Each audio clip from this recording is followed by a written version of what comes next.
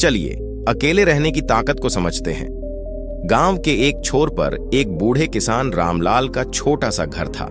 उनकी जिंदगी की सबसे बड़ी पूंजी उनका खेत था, जिसे वे अपनी संतान की तरह संवारते थे।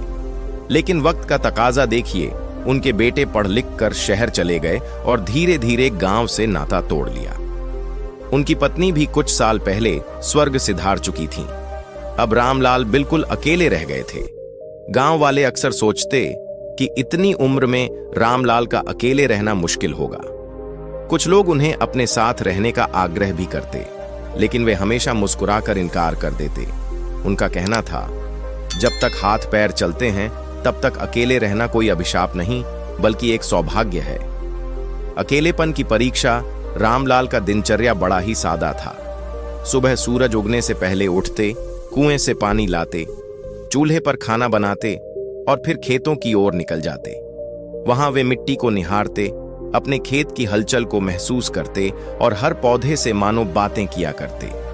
लेकिन अकेलापन कभी कभी भारी भी पड़ता। त्योहारों के समय जब पूरा गांव उल्लास से भर जाता, रामलाल के घर में न दीप जलते न मिठाइयां बनती।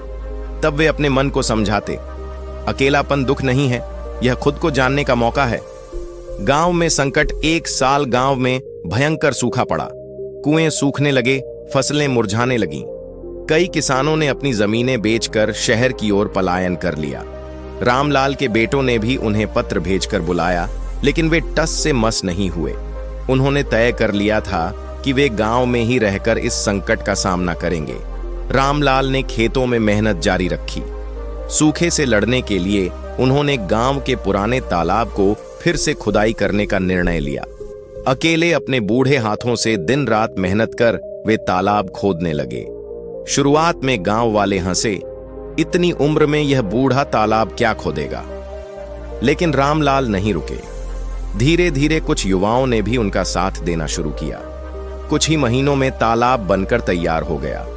बारिश आई तो तालाब लबालब भर गया और खेतों की प्यास बुझने लगी। अकेलेपन की ताकत का एहसास यह है कि सूखे के बाद गांव फिर से हरियाली से भर गया। जिन किसानों ने अपनी जमीनें बेच दी थीं, वे पछता रहे थे।